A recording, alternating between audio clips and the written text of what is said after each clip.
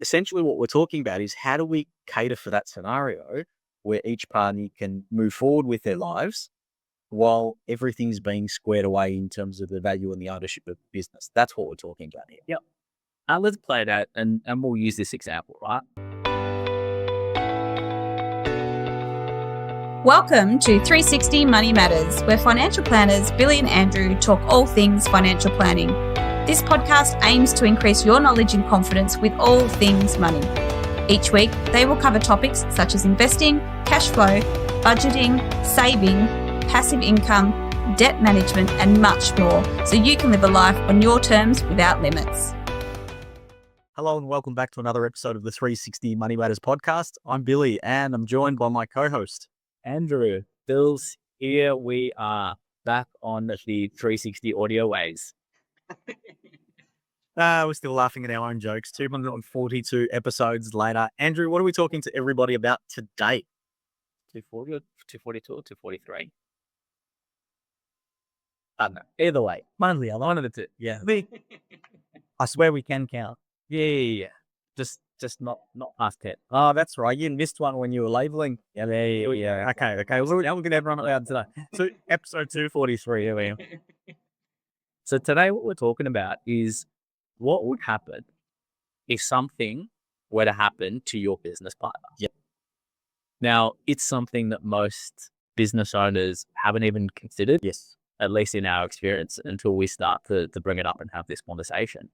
And our listeners are probably listening to this saying, yeah, so what?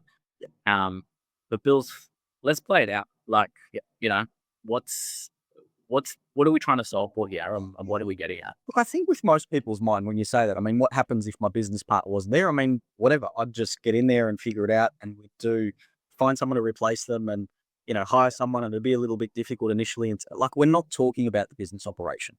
Yes, that's where your mind naturally goes. And we might use an example of the two of us, right? Right. It's not about the operation of the business, because some way, shape or form, you're going to either figure that out or you're not. Yep. Right. So let's just get that off the table, because we're not talking about that. What we're saying is, and we'll use our business, let's say it's worth $1 million and we're both shareholders, equal shareholders in that business, and something happens to either of us, the surviving business partner, or the one that's still around, they just want to continue on the business and just do what they need to do, because they need to get things moving, right? Yeah, obviously. But then when you think about the value of the business that your business partner has got tied up in the business, how do you sort for that? So as an example, the business partner who's around wants full ownership and full controllable business. And then the business partner that's been impacted, either them or their spouse or their family, basically want the money, the value of their business, so they can get on with their lives. And, in this instance, this hypothetical, we're talking, say, $500,000 each. Yep. So you don't want to be in business partner with your business partner's spouse or family, and your business partner's family and spouse don't want to be in business with you. So essentially what we're talking about is how do we cater for that scenario where each party can move forward with their lives while everything's being squared away in terms of the value and the ownership of business. That's what we're talking about here. Yep. Let's play it out and we'll use this example, right? And we'll play it out in our own situation to give you a real tangible idea of like exactly what we're trying to solve for here, right? So my wife, Stacey, she's a lawyer. She's never been in financial advice, financial planning. She has zero interest in running and owning a financial planning business. Well, say, touch wood, something happens to me. If Andrew passes away, I hope Stacey's grieving. 2 kids, hopefully. 2 kids. So one, you're mourning the death of your spouse. Yep. You've got 2 kids that are also dependent on you. You've got all of your normal life stuff. You're working potentially as well, maybe taking time off with all of this. But finding a new husband. Yeah, exactly right. Fortunately, Andrew's got some good life insurance policies that likely live in the life. But you're going through all of this, and there's one party that is probably not even thinking about the business, the shares, what it's worth, all of that stuff. And then you've got another business partner, or then you've got the business partner, Billy, on this side, who's also grieving and distraught. Most definitely, 100%. But he's sitting there and he's saying, okay, well, I would have steady the ship from a business side of things, continue operations, continue everything running, and I've still got my own family, my own, ambitions. Now, by default, Stacey's now the shareholder and is essentially in business with Billy. Yep. And Billy's tapping a grieving widow on the side and saying, hey, I know you're grieving, but we're to value the business. I've got to pay you out. I don't even know where I'm going to find $500,000 to be able to pay you out and actually, because this is a moment's notice. Where do I actually even find the money to pay you out? Are we going to now have an agreement and a conversation around like exit terms? Are we now going to have a conversation around how much the business is actually worth and how we're going to value the business? All the meanwhile, you're trying to deal with all of this. It's a horrible dynamic. Like if you haven't planned for this and if there isn't something in place, it's a complete schmozzle. Like it's a disaster. Yeah. And I mean, you play that out. Every party is affected as a group and then affected in their own way as well too. And then ultimately, let's play that out and say, okay, it's $500,000. You want to clean up that transaction as quickly as you can, right? Because it's $500,000 today, but what happens if the business value actually changes? Yep. What happens if, clients drop off and the business decreases? Do you then go to the grieving widow and say, oh, I'm going to give you less? Yep. If the business booms and all of a sudden, I didn't have $500,000. I certainly don't have $1 million to pay. Yep. So the time is of the essence. And then if you consider the impact to the business and the remaining business owner, they've got to find this hypothetical $500,000, right? So that's going to put pressure on the system. So what do we do from that point forward? So by going through the planning process and actually understanding that this is an issue, the solution is very, very, very simple. And essentially, this is what it looks like. So there's two elements to it. The first or the second element is really the funding mechanism. And I'm starting with that because that's probably the easy one to understand. But if you consider the cost of life insurance that covers this hypothetical $500,000, life insurance is not very expensive. It's not very expensive at all. And that's almost, not that it's irrelevant at what age you are, but even as you get older, life insurance is out of all of them, it's the cheapest that you can get, right? So let's just say it's $500,000 and that premium is going to cost you $1,200 a year, $100 a month, right? As an example, the peace of mind that comes with that $1,200 is probably the best $100 a month that you're ever going to spend. Yeah, right. So it's fairly simple to get the insurance to be able to cover the funding gap that we've been talking about. So in that instance, and with the policies and things like that, you can get different options that can activate when the business gets valued and ratchet it up and so on and so forth. But essentially, what sits at the heart of all of this is the funding mechanism that basically says, or not says, in this instance, the business partner, there'd be two separate ones. The business partner will be the life insured, and the beneficiary of that policy will either be the spouse or the vehicle that owns that respective business partner's shares. So the idea is as soon as an event happens, call it death or total and permanent disability usually falls into that category as well. In that instance, it triggers the life insurance policy. That $500,000 benefit amount just gets paid out. Yep. And from a funding mechanism, that ticks the box. However, it's satisfied one part of the transaction, not the other. Andrew, what's the other half of the transaction? So the other half of the transaction is the transfer of ownership of shares. Because all of a sudden in this hypothetical scenario, Stacey's gotten paid out the $500,000 and made sure that she's essentially gotten her value out of the business. Yep. And then what you then have is a buy-sell agreement whereby Stacey transfers the value of the shares over to Billy. And so now all of a sudden, both parties have essentially it's called a buy-sell agreement. And both parties have the certainty where the surviving business partner retains 100% ownership of the asset. The surviving spouse takes 100% of the proceeds of what the value of the business is. And everybody leaves that transaction getting exactly what they wanted, which is smooth transition. Like, I don't need to find the money to pay them out. I don't need to, have an agreement and negotiate what the value of the business is or do anything like that. Essentially, you've got an agreement in place and a funding mechanism for that agreement that happens very, very smoothly in order to be able to give both parties exactly what they want in that scenario.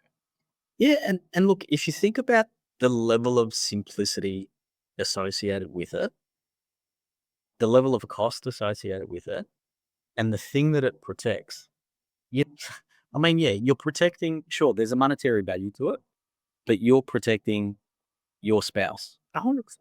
and your family and protecting your interest. And not only that, by entering into it, you're doing it the other way as well too.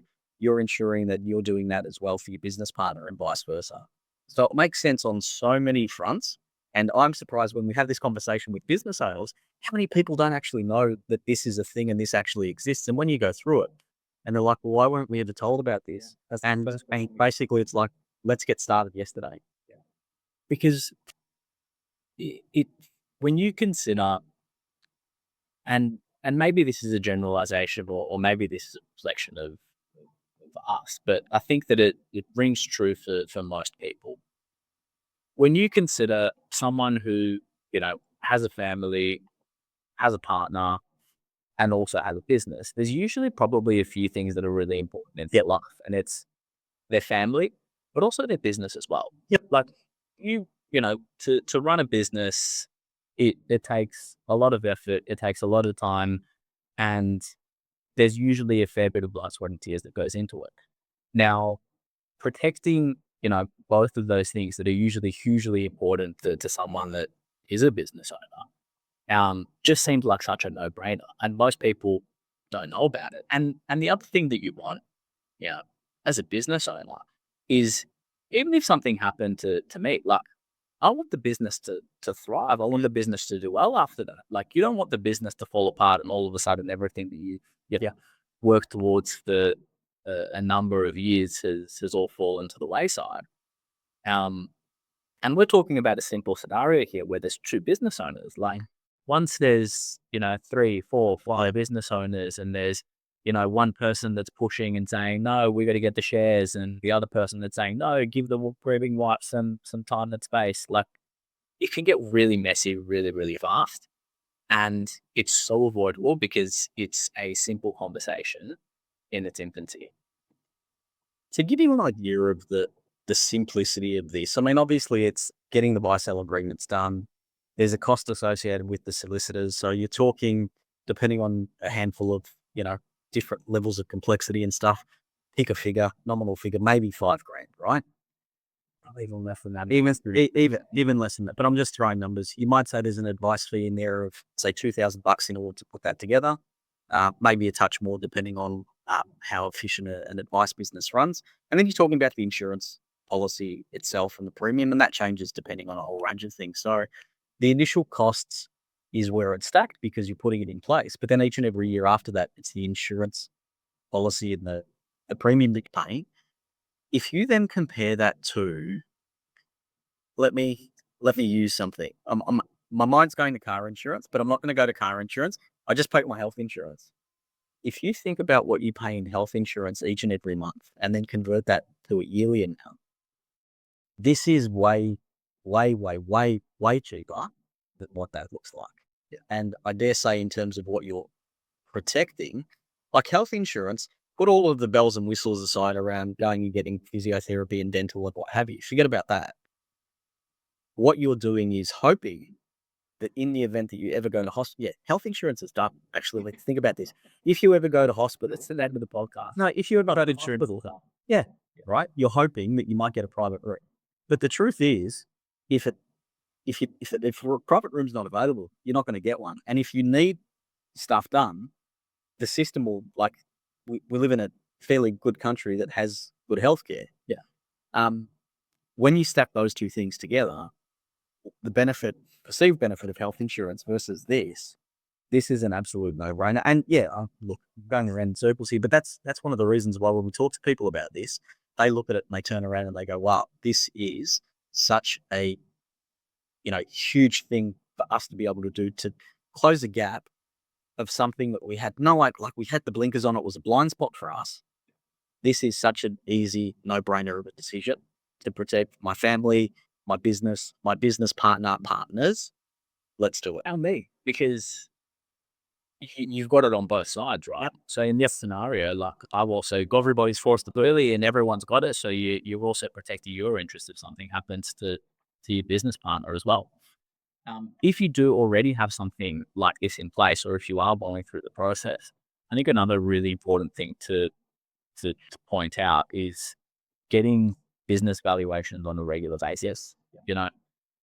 Whether the business grows, whether the business shrinks, whether, like if something happens in the business, or at least reviewing it periodically, usually once every 12 months, to say, hey, we got a business valuation done and it was, at $1 million when we initially took out the policy. Yep. Maybe it's been, a couple of years and maybe the business is worth 1.5. Well, all of a sudden I only have a life insurance policy of $500,000. Where do I fund that extra $250,000 from? And again, like it's just a matter of increasing your insurances, but staying on top of it to make sure that what you've done when you've initially set it up is also relevant and it's in line with, where circumstances are at the time that you're doing it as well. Yeah, and the buy-sell contract itself will have those issues addressed. Yeah. Valuation mechanism. What if there's a dispute around the valuation? What if there is a shortfall? How do you cover that? If it's close enough, you might turn around and say, hey, close enough is good enough, that it'll deal with all of those things. So a little bit of work involved to figure out what that looks like. But if you get any competent solicitors to draft that up, they'll address all of these issues for you. But Andrew, in my mind, just going through that, no brainer. Absolutely. So look, hopefully that's given, our viewers and our listeners something to think about. If you are in business, if you do have business partners, I think that, the risk of doing nothing in this scenario is so large that it's just ridiculous to me. So if you do want to, get some advice, or if you do want to review your situation with regards to, buy-sell agreements, how that works and how that, might come into play for you and your business, details for Billy and myself are in the show notes. And like always, don't forget to like, subscribe, share with family and friends, and we look forward to catching you on the next one. Thanks very much. Thanks for listening today. If you have any questions on what we talked about or would like to have a chat about your money journey, visit us at 360fs.com.au. The information in this podcast is general in nature and does not take into account your personal objectives, financial situation, or needs. It is not financial, legal, or tax advice and should not be relied upon as such. You should consider whether the information is appropriate to your circumstances and seek professional advice before acting on any of the information provided. Past performance is not a reliable indicator of future performance. This information is provided by Billy Amaritis and Andrew Nicolaou of 360 Financial Strategists Proprietary Limited, authorised representatives and credit representatives of Acumen Financial Planning Proprietary Limited.